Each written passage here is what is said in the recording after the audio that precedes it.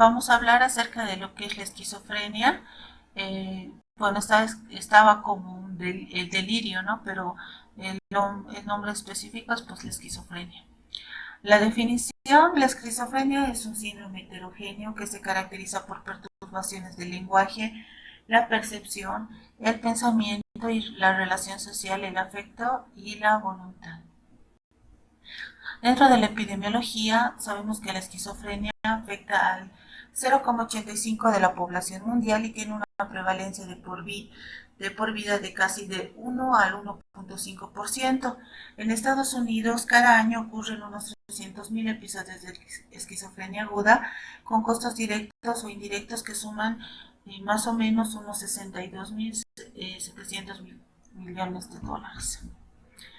Entre la etiología, pues las encuestas epidemiológicas han identificado varios factores de riesgo para la esquizofrenia, entre ellos la susceptibilidad genética, las lesiones en los comienzos del desarrollo, haber nacido en meses del invierno, padres añosos, y el trastorno se observa en alrededor del 6,6 de todos los parientes del primer grado en un caso de índice afectado.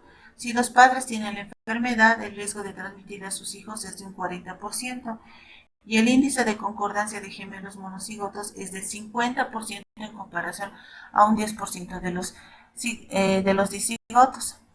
Entonces, pues podemos hablar de factores predisponentes. Entre estos podemos hablar de la predisposición genética, las complicaciones obstétricas o perinatales que pueden generar pues una alteración a nivel del neurodesarrollo, y esto pues puede a futuro producir este tipo de alteraciones. En el niño, problemas de conducta marcados y frecuentes durante la etapa escolar, traumatismos craneales, que también están pues dentro de lo que es alteraciones en el neurodesarrollo. Y en el adulto podemos ver factores precipitantes como situaciones estresantes vitales, el uso ilícito de drogas que pueden pues desencadenar esta enfermedad. Y hay factores que pueden mantener por la esquizofrenia, como el uso ilícito de drogas, además que los síntomas negativos mantenidos pues también eh, pueden generar el mantenimiento de esta enfermedad. Dentro de la clínica, este síndrome puede aparecer en los últimos años de la adolescencia, y su comienzo puede ser insidioso. Esto es importante recalcar la edad donde normalmente se presenta la esquizofrenia.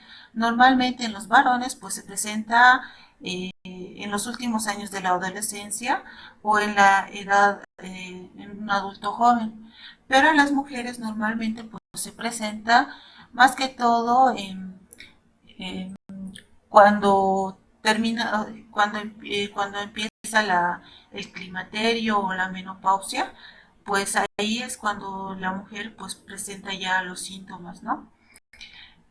Como decíamos, su comienzo es insidioso, pues normalmente inician con un cuadro agudo, hay un retraimiento social o lo que nosotros llamamos un autismo, las distorsiones de la percepción, donde puede presentar el paciente alteraciones a nivel corporal, y luego también puede ser ya hacia objetos o también ya alteraciones en la senso-percepción, como ideas de alucinaciones que son frecuentes, ¿no? La desorganización de las ideas y del habla, y también la forma importante del comportamiento motor, que incluye a veces la catatonía, ¿no? Ya esto en algunos procesos que ya tal vez pueden ser prolongados. La ideación delirante, que normalmente pues pueden presentar ideas paranoides, ideas persecutivas, ideas místico-religiosas, además que pueden presentar alucinaciones auditivas, alucinaciones visuales, que son las más frecuentes, y lo que nosotros llamamos los síntomas positivos, pues que son la desorganización conceptual, las ideas delirantes y las alucinaciones, y los síntomas negativos, que son el deterioro funcional, la anedonia, la expresión emocional reducida, o nosotros llamamos la indiferencia o el aplanamiento emocional, además de las alteraciones en la concentración y el decremento de las relaciones sociales, lo que pues llamamos nosotros aislamiento social. Dentro de la clasificación, pues los trastornos esquizofreniformes se presentan, describen casos de pacientes que cumplen con las exigencias sintomáticas, pero no con las condiciones de duración en cuanto a la esquizofrenia. Normalmente, pues, los trastornos esquizofreniformes tienen una duración de hasta 6 meses. Ya después de este periodo, pues hay que ir pensando en una esquizofrenia. Dentro de los trastornos esquizoafectivos, para aquellos que manifiestan además pues síntomas en los independientes en los trastornos de ánimo. Como habíamos explicado, normalmente pues estos pacientes presentan eh, ánimos pues que son aplanados o indiferentes, pero en los esquizoafectivos normalmente estos pueden estar acompañados de pues trastornos del ánimo como depresión, o también pueden presentar episodios hipomaníacos. Entre los esquizotípicos y los esquizoides denotan problemas específicos de personalidad y que exponen en los trastornos de personalidad.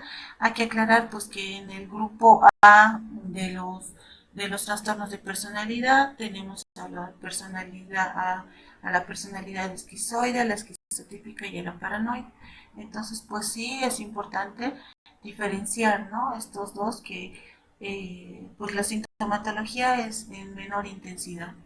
Y los trastornos delirantes que se usa para individuos que tienen delirios de contenido diverso por al menos un mes, pero por lo demás no satisfacen los criterios de esquizofrenia, es decir, pues la conducta no es desorganizada, no presentan alucinaciones, no existe un aislamiento social marcado, sobre todo estos síntomas. Dentro de la clasificación podemos definirlos como trastornos psicóticos breves que se presentan por menos de un mes y hay una alteración breve de inicio repentino en sus mecanismos ideatorios y están caracterizados por delirios, alucinaciones, desorganización del habla o comportamiento motor grueso. Y la catatonía, que se reconoce como un síndrome inespecífico que aparece como consecuencia de otros trastornos psiquiátricos médicos graves y se diagnostica al corroborar 3 o más manifestaciones de un conjunto de síntomas motores y conductuales que incluyen el estupor, la cataplexia, el autismo, la flexibilidad seria y la estereotipicación, entre otros. Dentro de los criterios para la clasificación, pues tenemos los criterios del DSM-5. Entre ellos, pues es la duración, que tiene que tener un periodo de un mes al menos, y entre los más importantes, pues dentro del criterio están los delirios, las alucinaciones, un discurso desorganizado, el comportamiento y los síntomas negativos.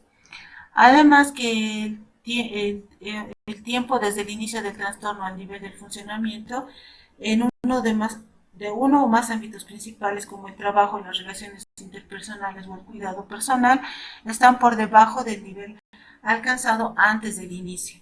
Los signos continuos del trastorno persisten durante un mínimo de 6 meses y pues pueden incluir un mes de síntomas que cumplan el criterio A. Y bueno, hay que considerar pues que estos síntomas no se relacionan con eh, el uso de sustancias, el uso de medicamentos o el uso de drogas. Dentro del tratamiento, el mantenimiento y el control, pues los antipsicóticos son el elemento básico del tratamiento inmediato y de sostén de la esquizofrenia. Tiene eficacia para tratar las alucinaciones, las ideas delirantes y los trastornos ideatorios, sea cual sea su causa. Entonces, pues aquí podemos ver una resonancia magnética funcional donde podemos ver áreas específicas donde se observan pues a nivel se observan alteraciones en la esquizofrenia, ¿no? Bueno, hay que explicar un poco acerca de los antipsicóticos. Los antipsicóticos pues se dividen en atípicos y típicos o también por generaciones. En los antipsicóticos pues de primera generación, los que aún se están utilizando están la clorpromacina, el haloperidol en nuestro medio. Bueno, estos como los antipsicóticos de primera generación pues tienen un muy buen efecto sobre los síntomas positivos, pero también tienen efectos adversos que por el uso prolongado de estos medicamentos, pues es importante mencionarlos como el deterioro cognitivo, ya que estos pueden producir una neurotoxicidad. Entonces, pues no es, se puede utilizar por un tiempo corto, pero por estos efectos que tienen relación con alteraciones a nivel cognitivo, la atención, la memoria, es importante pues tener mucho cuidado en el uso. Y también pues es importante saber que estos pueden tener otros efectos que pueden producir pues pueden producir, si es que no se utilice de una forma adecuada, pues hasta la muerte. Entre los medicamentos de segunda generación y el que es, pues tenemos a los que más utilizamos, pues la olanzapina, la quetiapina, el aripiprazol y la risperidona. Y pues el medicamento que se utiliza pues como última opción cuando ningún antipsicótico, no hay una buena respuesta a los antipsicóticos, es la clozapina, que no la tenemos en nuestro medio, pero sí es uno de los mejores antipsicóticos. Entre sus efectos adversos pues está la granulocitosis.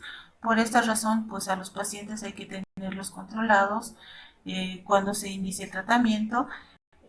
Primero cada 2 semanas hay que hacerles un hemograma para ver cómo están los niveles de leucocitos y ya luego hacer controles cada 6 meses. La risperidona pues es uno de los antipsicóticos más utilizados en nuestro medio por su acción y también porque este no produce tantos efectos adversos como el haloperidol. Sí, la olanzapina, pues sí se describe el aumento de peso. Además, la quetiapina puede producir la sedación y el aumento de peso y pues a dosis bajas puede utilizar también para síntomas ansiosos. Eh, y bueno, no hay que ir viendo acerca de las dosis y ir viendo más o menos a qué dosis los pacientes pueden ir respondiendo. Normalmente empieza con dosis bajas y se va aumentando. Si es que no hay una buena respuesta, pues se puede asociar, se pueden ir asociando o en el último caso utilizar la clozapina. Bueno, aquí vamos a explicar un poco acerca de las vías que se alteran a nivel de las vías dopaminérgicas y la presencia de los síntomas y cómo los antipsicóticos pueden disminuir los síntomas. En la primera podemos ver la vía mesolímbica. Esta vía mesolímbica pues es la que produce los síntomas positivos como las ideas delirantes, las alucinaciones, la conducta desorganizada y cuando pues utilizamos un agonista, un antipsicótico, un antagonista dopaminérgico, eh, pues cuando estos están bloqueados, pues hay una reducción de los síntomas positivos. La segunda vía que está alterada, pues es la vía mesocortical. La vía mesocortical está pues más relacionada con los efectos secundarios negativos como las alteraciones cognitivas, además de pues la bulia, la apatía que pueden presentar los pacientes.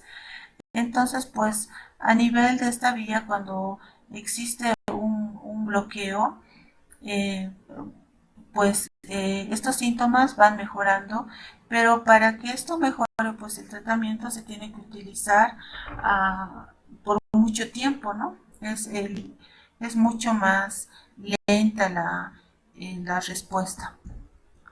Luego tenemos la vía nigroestriada.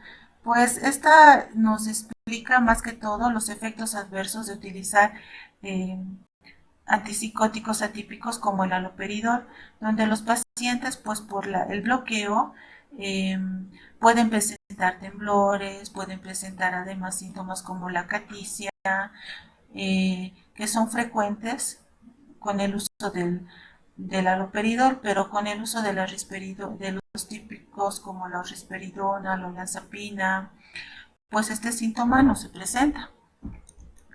Y bueno, la vía tuberoinfundibular, que es la última que puede producir un bloqueo de los antipsicóticos, esta pues está relacionada con que alguna vez puede haber un aumento de la prolactina en algunos pacientes. Bueno, los antipsicóticos atípicos, eh, como dice su nombre, pues estos los llaman también antipsicóticos pues sucios, porque estos no bloquean directamente a receptores específicos, sino pueden bloquear varios receptores. Entre estos podemos tener los receptores de la 5-hidroxitriptamina, los 2A, los muscarínicos, los alfa-adrenérgicos, los histaminérgicos y los dopaminérgicos. Entonces, pues aquí nos explican un poco pues qué acciones pueden presentar. Cuando bloquean los receptores, los D2 y los D3, pues tenemos acciones, pueden presentar alteración, pueden presentar pues la acción a nivel de la esquizofrenia, cuando actúa a nivel de los muscarínicos y pueden producir alteraciones cardiometabólicas. Por eso en estos pacientes se ve un aumento del peso, además que pueden tener alteraciones en el alargamiento en el intervalo QT. Cuando pues altera el 5HT2A, el 5HT2A y los dopaminérgicos, puede tener una acción antimaníaca. Por eso los antipsicóticos están indicados en episodios maníacos o hipomaníacos en el trastorno bipolar. Además que tienen una acción sedante, hipnótica, y cuando esto más que todo a nivel muscarínico y a nivel de los histaminérgicos, y por esta acción pues también son llamados tranquilizantes mayores. Se puede dar en algunos pacientes como una acción sedante, pero como les decía, en personas de la tercera edad hay que tener mucho cuidado, y más que todo si es que tienen alteraciones en el ritmo cardíaco, para evitar pues algún tipo de efecto adverso que podemos producir con el antipsicótico. Dentro de los efectos adversos, pues tenemos efectos colaterales más graves, potencialmente letales, que incluyen la hiperprolactinemia, las arritmias ventriculares, las obstrucciones gastrointestinales, la pigmentación retiniana, la ictericia obstructiva y el síndrome neuroléptico maligno. Pues que esto es muy importante. Esto se da más que todo por los antipsicóticos atípicos como el haloperidol, donde está caracterizado pues por la hipertermia, la disfunción autónoma, la rigidez muscular y el aumento de la creatinina fosfoquinasa. Esto es importante, y una leucocitosis también. Esto es importante mencionar porque pues cuando no se utiliza de una forma adecuada, pues el síndrome neuroléptico maligno se debe realizar un manejo en la terapia intensiva, y pues normalmente la mortalidad es muy alta. Habíamos hablado acerca de la clozapina, que es una de las últimas pues opciones para esquizofrenias que son muy refractarias a tratamientos antipsicóticos, y pues como decíamos es la última opción por la granulocitosis que puede presentar, y también porque puede inducir a convulsiones en pacientes que pues pueden presentar un electroencefalograma normal o pues que esté asociado con algún foco lesional que puedan presentar estos pacientes a nivel cerebral. Es preciso revisar semanalmente el recuento de leucocitos, en especial en los primeros 3 meses de tratamiento. Además que habíamos hablado que pues los antipsicóticos atípicos pues producen alteraciones metabólicas.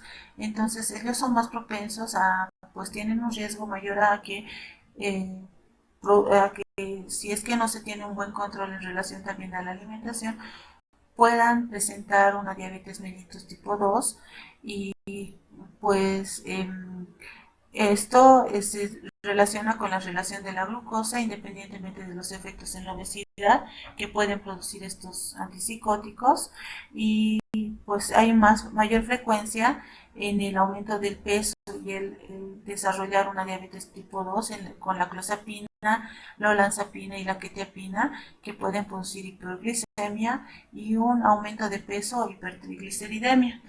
Por esta razón es importante, antes de iniciar un tratamiento antipsicótico, pues hacer una valoración cardiológica, un electrocardiograma, además de hacer un control laboratorial que nos permita ver pues si no hay alteraciones a nivel de la glucosa, además el colesterol, y también en el tratamiento ir controlando el tema del peso y pues ir explicando, ¿no?, que estos medicamentos pueden producir estos efectos adversos, entonces para que los pacientes tengan cuidado con la dieta y también pues hasta que un poco mejoren los síntomas negativos o cuando ya haya una mejoría pues que se realice ejercicio.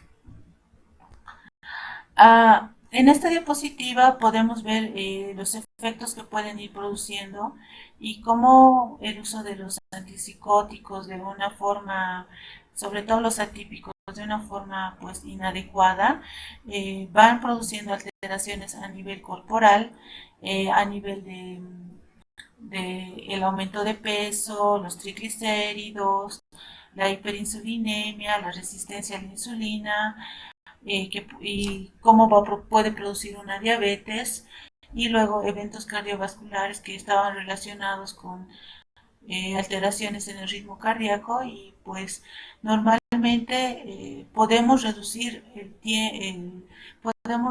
por este uso inadecuado el tiempo de vida de nuestros pacientes, ¿no? Entonces pues hay que tener mucho cuidado con el uso de antipsicóticos.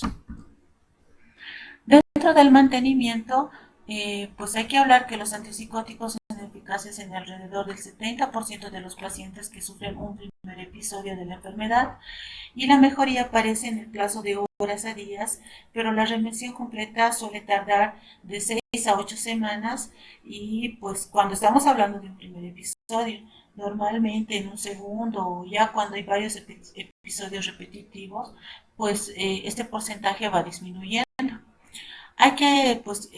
Tiene que existir controles periódicos dependiendo de los psicofármacos que esté utilizando, exámenes laboratoriales y del electroencefalograma que les mencionaba.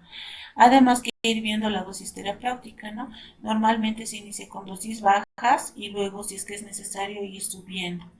Además que se tiene que realizar una psicoeducación familiar para que comprendan acerca de estos síntomas, por qué se presentan y cómo también pueden ir remitiendo con el uso de psicofármacos.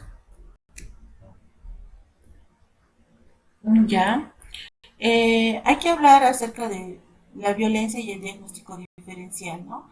Los médicos de atención primaria pueden encontrar o sospechar de situaciones familiares de violencia familiar, doméstica o social, y normalmente pues a veces los pacientes con esquizofrenia pueden presentar episodios de agresividad, y a veces normalmente pues la familia no está preparado para esto. Entonces pues a veces hay que tener mucho cuidado, y como dice acá, cuando un paciente llega a la consulta agresivo, no hay que tratar de racionalizar y con el paciente, y pues podemos estar frente a agitación psicomotriz. Entonces hay que tener mucho cuidado y en estos casos no actuar solo. Es importante que se actúe en grupo, si es necesario llamar a otros médicos o llamar a enfermeras, enfermeros que puedan colaborar para la reducción del paciente y evitar así pues ser lesionados o lesionados por el paciente. Además, es importante diferenciar entre lo que es una esquizofrenia y el delirio, ¿no? Entonces, pues hablábamos que la esquizofrenia puede tener un inicio agudo, pero ya se van observando por un periodo prolongado cambios en la conducta, llaman la atención algunas cosas, algunos síntomas que el paciente puede presentar, pero que la familia no la toma de importancia. Y el delirio, como sabemos, tiene una base orgánica en la que el paciente puede tener alteraciones hidroelectrolíticas, puede presentar una leucocitosis, además puede tener alteraciones neurológicas que pueden producir un delirio, ¿no? Entonces es importante diferenciar entre una esquizofrenia y el delirio con los criterios de la CAM que hablan acerca del estado de conciencia, que la esquizofrenia normalmente no está alterada, además la atención que sí está totalmente dispersa en el delirio, la memoria que está alterada, además que puede haber eh, conductas desorganizadas y es entre las más importantes.